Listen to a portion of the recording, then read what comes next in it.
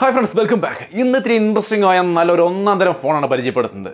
പക്ഷേ എല്ലാം പെർഫെക്റ്റ് അല്ല, ഒരു ഭാഗം ഒഴികെ ബാക്കിയെല്ലാം എനിക്ക് ഗംഭീരമായിട്ട് ഇഷ്ടപ്പെട്ടു. എസ്പെഷ്യലി ഈ കാണുന്ന ഡിസ്പ്ലേ കണ്ടോ, അതിമനോഹരമായ ഗംഭീര ക്വാളിറ്റിയുള്ള ഒരു ഡിസ്പ്ലേ.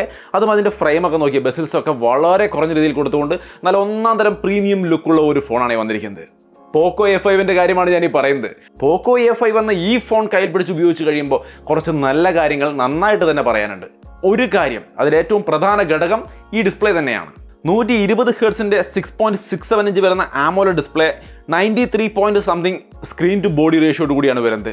ആമോലെഡ് ഡിസ്പ്ലേ ആണ്. അഡാപ്റ്റീവ് റീഫ്രഷ് റേറ്റും വരുന്നുണ്ട്. 30, 60, 120, 90 ആ റേഞ്ചിലൊക്കെ നമുക്ക് റീഫ്രഷ് റേറ്റ് അഡാപ്റ്റീവായിട്ട് വർക്ക് ചെയ്തോളും. ഫുൾ HD+ ഡിസ്പ്ലേ ആണ് വരുന്നത്. 1000 nits ഡീസന്റ് ബ്രൈറ്റ്നസ് ഉണ്ട്. 240 ഹെർട്സിൻ്റെ touch sampling rate, Dolby vision, HDR10+, adaptive HDR. പിന്നെ നെറ്റ്ഫ്ലിക്സിലും മറ്റുമൊക്കെ HDR കാര്യങ്ങൾ, full wide band L1 certification, complete സെറ്റപ്പും ഇതിനകത്തുണ്ട്. യൂട്യൂബ് പ്ലേ ബാക്ക് നോക്കി കഴിഞ്ഞാൽ ഫുൾ HDR സംഭവങ്ങളെല്ലാം 4K ഹൈ റെസൊല്യൂഷൻ വരെ എല്ലാം കംപ്ലീറ്റ് ആയിട്ട് സെറ്റാണ്, സ്മൂത്ത് ആയിട്ട് പ്ലേ ചെയ്യുന്നുണ്ട്. നിങ്ങൾ കണ്ട ക്ലിപ്പ് എല്ലാം ആ ഒരു മാക്സ് റെസൊല്യൂഷനിലാണ്. അങ്ങനെ എല്ലാ കാര്യങ്ങളും ഉൾപ്പെടുത്തിക്കൊണ്ട് ഒരു ഡീസൻറ്റ് ക്വാളിറ്റി ഡിസ്പ്ലേ ആണ് അവർ കൊടുത്തിരിക്കുന്നത്. ഇതാണ് ഈ ഫോൺ എൻ്റെ കയ്യിൽ കിട്ടിയപ്പോൾ ആദ്യമായിട്ട് എൻ്റെ അട്രാക്ഷൻ, എൻ്റെ ശ്രദ്ധ ആകർഷിച്ച ഒരു ഘടകം എന്ന് പറയുന്നത്. പ്ലസ് ഇതിൻ്റെ ഡിസൈനും നിങ്ങൾക്ക് ഇവിടെ കാണാം. ഇതിൻ്റെ റിയർ ഡിസൈൻ ആയാലും ആ ക്യാമറ മോഡ്യൂളിൻ്റെ ഭാഗമായാലും ഒക്കെ ഒരു നല്ല ക്വാളിറ്റി എനിക്ക് ഫീൽ ചെയ്യുന്നുണ്ട്. റിയർ സൈഡ് പ്ലാസ്റ്റിക് ആണ്. ഫ്രണ്ടിൽ ഗോറില്ല ഗ്ലാസ് 5 പ്രൊട്ടക്ഷൻ കൊടുത്തിട്ടുണ്ട്. IP53 സ്പ്ലാഷ് പ്രൂഫും കാര്യങ്ങളൊക്കെ വരുന്നുണ്ട്. സൈഡ് മൗണ്ടഡ് ഫിംഗർ പ്രിന്റ് സെൻസറാണ്. ഡുവൽ നാനോ സിം ആണ്. 3.5mm ജാക്ക് മുകളിൽ കൊടുത്തിട്ടുണ്ട്. ഡുവൽ സ്റ്റീരിയോ സ്പീക്കറുകൾ മുകളിലും താഴെ നിങ്ങൾക്ക് കാണാം. ടൈപ്പ് സി പോർട്ടും കാര്യങ്ങളൊക്കെ താഴെ കാണാം. മാത്രമല്ല 7.98mm തിക്നെസ്സേ ഉള്ളൂ. 181 ഗ്രാമേ വെയിറ്റ് വരുന്നുള്ളൂ. കയ്യിൽ പിടിക്കാനും യൂസ് ചെയ്യാനും മൊത്തത്തിൽ സംഗതി ഗംഭീരമായിട്ടുണ്ട്. ഇതിന്റെ ഡിസൈൻ, ഡിസ്പ്ലേ, ഇത് രണ്ടുമാണ് ഈ ഫോണിന്റെ കാര്യത്തിൽ ആദ്യം തന്നെ ഞാൻ പറയുന്നത്. ഈവൻ അൺബോക്സിംഗ് വരെ കാണിക്കുന്നതിന് മുമ്പേ ഞാൻ ഇതാണ് പറയുന്നത്. കാരണം ഇത് അത്രയും നന്നായിട്ട് കൊടുത്തിട്ടുണ്ട് അവർ. ഈ രണ്ട് ഘടകങ്ങൾക്കപ്പുറം വേറെ എന്താണ് എനിക്ക് ഇഷ്ടപ്പെട്ടതെന്ന് പറയുന്നതിന് മുൻപ് ബോക്സിനകത്ത് യൂഷ്വലായിട്ട് വരുന്ന മറ്റൊരു കേസ്, അതിനകത്ത് ഫോണിൻ്റെ കേസ് ഉണ്ട്, ഡോക്യുമെൻറ്റേഷൻ ഉണ്ട്, 67 വാട്ടിൻ്റെ ചാർജർ കൊടുത്തിട്ടുണ്ട്, ചാർജിങ് കേബിൾ, സിം ടൂള്, അങ്ങനെ എല്ലാ ഘടകങ്ങളും ബോക്സിലുണ്ട്. യൂഷ്വലായിട്ടുള്ള ഘടകങ്ങളെല്ലാം ഉണ്ട്. നമുക്ക് അതൊക്കെ മാറ്റി വെക്കാം. അതാണ് ഇതിൻ്റെ ഒരു ചെറിയ അൺബോക്സിങ്. ഇനി ഇതിൻ്റെ അടുത്ത ഘടകം, എനിക്ക് ഏറ്റവും ഇഷ്ടപ്പെട്ട ഈ ഫോണിൻ്റെ ഏറ്റവും ബിഗ്ഗസ്റ്റ് ഒരു ക്വാളിറ്റി ഘടകം എന്ന് പറയുന്നത് ഇതിൻ്റെ പെർഫോമൻസ് ആണ്. Qualcomm Snapdragon 7+ Gen2 എന്ന പ്രോസസ്സറാണ്. ഈ ഒരു പ്രോസസ്സർ അത്യാവശ്യം നല്ല പ്രോസസ്സറാണ്. ശരിക്കും പറഞ്ഞാൽ ഈ Neo 6, Neo 7, IQ Neo 7 പോലുള്ള ഫോണുകളൊക്കെ 25-30 രൂപയുടെ ഇടയ്ക്ക് വരുന്ന ഫോണുകളാണ്. ഈ Neo 6-ലൊക്കെ Snapdragon 870 ഉണ്ട് താനും. സോ അപ്പോൾ ആ ഒരു പ്രൈസ് റേഞ്ചിൽ അതൊക്കെയാണ് ബെസ്റ്റായിട്ട് നമ്മൾ കാണുന്നത്. Snapdragon 870.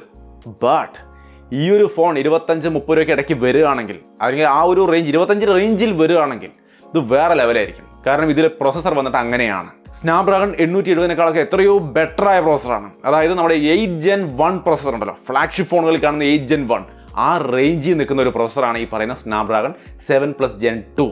9,69,000 റേഞ്ചിലാണ് ഇതിൻ്റെ ആൻറ്റുറ്റു സ്കോറും കാര്യങ്ങളൊക്കെ വരുന്നത്. ഏകദേശം ആ 1 million റേഞ്ചിൽ തന്നെയാണ് 8 Gen 1-ൻ്റെയും ആ ഒരു ആൻറ്റുറ്റു സ്കോറും കാര്യങ്ങളും വരുന്നത്. ഇതിനും അത് തന്നെയാണ് വരുന്നത്. സോ ആ ഒരു ഫ്ലാഗ്ഷിപ്പ് ലെവലിലുള്ള ഒരു പെർഫോമൻസ് ആണ് ഈ ഫോൺ നമുക്ക് തരാൻ പോകുന്നത്. ഒപ്പം തന്നെ ഇതിനകത്ത് വേപ്പർ ചാമ്പർ കൂളിംഗ് സിസ്റ്റം പോലുള്ള കാര്യങ്ങളുണ്ട്. 14 ലെയർ ഗ്രാഫിക്സ് ഷീറ്റ് ഉണ്ടെന്ന് അവർ പറയുന്നു. Wi-Fi 6, Bluetooth 5.3, LPDDR5 RAM, UFS 3.1 storage, അങ്ങനെ വേണ്ടുന്ന എല്ലാ ഘടകങ്ങളും ഉൾപ്പെടുത്തിയിട്ടുണ്ട്. പിന്നെ ഗെയിം കളിക്കുന്നവർക്ക് വേണ്ടി ഹൈപ്പർ ബൂസ്റ്റ് എന്ന് പറയുന്ന ഒരു ഗെയിമിംഗ് വേണ്ടി പെർഫോമൻസ് ബൂസ്റ്റ് ചെയ്യുന്ന സംവിധാനം അതും ഏർപ്പെടുത്തിയിട്ടുണ്ട്. മൊത്തത്തിൽ പെർഫോമൻസ് വേറെ ലെവലാണ്. ഈ പ്രൈസ് സെഗ്മെന്റിൽ ഇതുവരെ കാണാത്ത ഒരു പെർഫോമൻസ് ആണ് ഈ ഒരു ഫോൺ തരാൻ പോകുന്നത്. MIUI 14, Android 13 ബേസ്ഡ് ആണ്. 2 year ആൻഡ്രോയിഡ് അപ്ഡേറ്റും 3 year സെക്യൂരിറ്റി അപ്ഡേറ്റും ഓഫർ ചെയ്യുന്നുണ്ട്. MIUI ഡയലർ വരുന്നുണ്ട്. അതായത് ഓട്ടോകോൾ റെക്കോർഡിംഗ് തീർച്ചയായിട്ടും വർക്ക് ചെയ്യുമെന്ന് സാരം, ഈ അനൗൺസ്മെന്റ് ഇല്ലാതെ. പിന്നെ ഇത് 5G ഫോണാണ്. 10-12 5G ബാൻഡൊക്കെ വരുന്നുണ്ട്. സോ ആ ഭാഗത്തും പ്രശ്നങ്ങളില്ല. സോ ടോട്ടലി ഇതിന്റെ പെർഫോമൻസ് ഡിപ്പാർട്ട്മെന്റ് ഗെയിമിങ്ങിനായാലും എന്തിനായാലും ഓവർ ഹീറ്റിംഗ് ഒന്നുമില്ല. അത് നല്ല കിഡിലും പെർഫോമൻസ് തരുന്നുണ്ട്. അത് ഞാൻ ഈ ദിവസങ്ങളിൽ കണ്ടു കഴിഞ്ഞു. നല്ല ബാറ്ററി ലൈഫ് ഉണ്ട്. 67 വാട്ടിന്റെ ഫാസ്റ്റ് ചാർജിങ്, ഡീസൻ്റ് ആയിട്ട് ഫാസ്റ്റ് ആയിട്ട് ചാർജ് ചെയ്യുന്നുണ്ട്. ബാറ്ററി ലൈഫിലൊന്നും ഇഷ്യൂസ് ഇല്ല. ടോട്ടലി നല്ലൊരു ബാറ്ററി സെറ്റപ്പും ഇതിനകത്ത് കൊടുത്തിട്ടുണ്ട്. ഇനി ഇതിന്റെ ക്യാമറയാണ് ലാസ്റ്റ് ആയിട്ട് പറയാനുള്ളത്. മെയിൻ ക്യാമറയിലേക്ക് വന്നു കഴിഞ്ഞാൽ ക്യാമറ മെഗാപിക്സലും കാര്യങ്ങളൊക്കെ നിങ്ങളുടെ സ്ക്രീനിൽ കാണാൻ കേട്ടോ. ക്യാമറ ക്വാളിറ്റി നമ്മൾ നോക്കിക്കഴിഞ്ഞാൽ മെയിൻ ക്യാമറ അത്യാവശ്യം നല്ല ഡീസൻറ്റ് ക്വാളിറ്റി ഡേ ലൈറ്റിലും കാര്യങ്ങളും തരുന്നുണ്ട്. അതേപോലെ തന്നെ ആർട്ടിഫിഷ്യൽ ലൈറ്റിൽ നമുക്ക് നല്ല ഡീസൻറ്റ് ക്വാളിറ്റിയാണ്. കുഴപ്പമൊന്നുമില്ല. എനിക്ക് ഓക്കെ, ഒരു ഡീസൻറ്റ് ക്വാളിറ്റി ആയിട്ടാണ് എൻ്റെ മെയിൻ ക്യാമറയുടെ ഇമേജുകൾ തോന്നുന്നത്. മെയിൻ ക്യാമറ വീഡിയോയിലേക്ക് വന്നു കഴിഞ്ഞാൽ അത്യാവശ്യം നല്ല ഡീസൻറ്റ് ക്വാളിറ്റിയിൽ നമുക്ക് ഇതുപോലെ വീഡിയോസ് എടുക്കാം. അത് ഡേ ലൈറ്റിലായാലും ശരി, ആർട്ടിഫിഷ്യൽ ലൈറ്റിലായാലും ശരി, നമുക്ക് ഈ കാണുന്ന തരത്തിലുള്ള ഒരു ക്വാളിറ്റി ഡീസൻ്റ് ആയിട്ട് നമുക്ക് കിട്ടുന്നുണ്ട്. സഫീഷ്യൻ്റ് ആണെന്ന് തോന്നുന്നു. നമുക്ക് ഡീസൻ്റ് ആയിട്ടുള്ള ഉണ്ടല്ലേ? നിങ്ങളുടെ അഭിപ്രായം എന്താണ്? ഓക്കെ ആണോ സംഗതി? സെൽഫി ക്യാമറ 16 മെഗാപിക്സലിൻ്റെ ഇമേജുകൾ നിങ്ങൾക്ക് ഇവിടെ കാണാം. ഡേ ലൈറ്റിലും ആർട്ടിഫിഷ്യൽ ലൈറ്റിലും ഒക്കെ ഞാൻ ഫോട്ടോസ് എടുത്തിട്ടുണ്ട്. അത്യാവശ്യം കുഴപ്പമില്ലാത്ത ഡീസൻ്റ് ആയ ഒരു ക്വാളിറ്റി ഫോട്ടോസ് തന്നെയാണ് നമുക്ക് കിട്ടുന്നത്.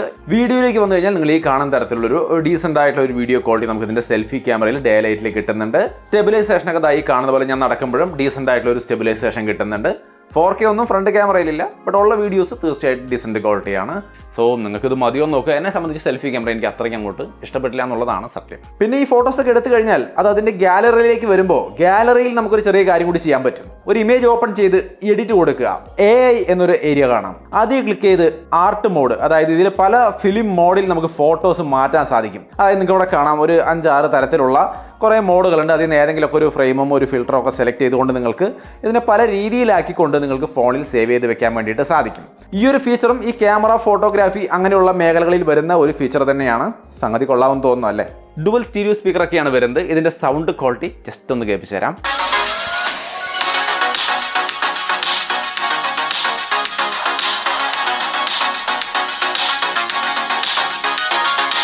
അപ്പോൾ അത് മനസ്സിലായല്ലോ. അത്യാവശ്യം ഡീസൻറ്റ് സൗണ്ട് ക്വാളിറ്റിയാണ്. ഡോൾബി സൗണ്ടും കാര്യങ്ങളൊക്കെ സപ്പോർട്ട് ചെയ്യുന്നുണ്ട്. ഹയർ ഓഡിയോ സപ്പോർട്ട് ചെയ്യുന്നുണ്ട്. ഡീസൻറ്റ് ക്വാളിറ്റിയാണ്. സൈഡ് മൗണ്ടഡ് ഫിംഗർ പ്രിന്റ് സെൻസറിന്റെ പെർഫോമൻസ് നിങ്ങൾക്ക് ഇവിടെ കാണാം. അത് നൈസാണ്. ഇനി ഇത് മൊത്തത്തിൽ 3 കളറിലാണ് വരുന്നത്. Carbon black, snow Storm white, അതേപോലെ തന്നെ ഇലക്ട്രിക് ബ്ലൂ. നിങ്ങൾക്ക് ഇഷ്ടമുള്ള കളർ നോക്കിയിട്ട് ചൂസ് ചെയ്യാം. സോ ഫൈനലി ഈ ഒരു ഫോൺ എങ്ങനെയെന്ന് ചോദിച്ചു കഴിഞ്ഞാൽ പോക്കോ F5 നമ്മൾ വിചാരിച്ച പോലെ തന്നെ, ഞാൻ പ്രതീക്ഷിച്ച പോലെ തന്നെ അതിഗംഭീരമായ സെറ്റപ്പിൽ തന്നെയാണ് വന്നിരിക്കുന്നത്. ഈ സെൽഫി ക്യാമറ മാത്രമാണ് എനിക്ക് ഇച്ചിരി ഒരു ഇഷ്ടക്കേട് തോന്നിയ ഒരു ഘടകമുള്ളൂ. ഞാൻ ഒരുപാട് നാൾ ഉപയോഗിച്ചിട്ടല്ല പറയുന്നത്. ഈ കഴിഞ്ഞ ദിവസം വിവോ X90 പ്രോയുടെ ഉപയോഗിച്ചതിൻ്റെ യൂസ്ഡ് റിവ്യൂ ആണ് കഴിഞ്ഞ ദിവസം നമ്മൾ ഇട്ടത്. കണ്ടിട്ടില്ലെങ്കിൽ കണ്ടു നോക്കുക. അത് കഴിഞ്ഞ് ഇതിലേക്ക് വന്നിട്ട് 2-3 ദിവസമായിട്ടുള്ളൂ. സോ ആ ഒരു സമയം കൊണ്ട് എനിക്ക് വേറെ പ്രശ്നങ്ങളൊന്നും തോന്നിയില്ല, ബഗ്സും കാര്യങ്ങളൊന്നും തോന്നിയില്ല. നന്നായിരിക്കുന്നതാണ് ഞാൻ പറയുന്നത്. ഡീറ്റെയിൽഡ് യൂസ്ഡ് റിവ്യൂ വേണമെന്നുണ്ടെങ്കിൽ തീർച്ചയായിട്ടും നിങ്ങൾ കുറേ പേര് കമൻറ്റ് ചെയ്യുകയാണെങ്കിൽ, കൂടുതൽ പേര് ആവശ്യപ്പെടുന്നതായിട്ട് കണ്ടാൽ കൂടുതൽ ഒരു പ്രൈമറി ഡിവൈസ് ആക്കി മാറ്റി കുറച്ച് ദിവസം യൂസ് ചെയ്തിട്ട് യൂസ്ഡ് റിവ്യൂ ഷെയർ ചെയ്യാം. പർച്ചേസ് ചെയ്യാനുള്ള ലിങ്കും കാര്യങ്ങളും ഞാൻ ഡിസ്ക്രിപ്ഷനിൽ കൊടുക്കാം. നിങ്ങളുടെ അഭിപ്രായം എന്തായാലും ഷെയർ ചെയ്യാം. വീഡിയോ ഇഷ്ടപ്പെട്ടാൽ ലൈക്ക് ചെയ്യാനും ഷെയർ ചെയ്യാനും മറക്കണ്ട. വീണ്ടും ഒരു വീഡിയോ ആയിട്ട് കാണാം. ബൈ.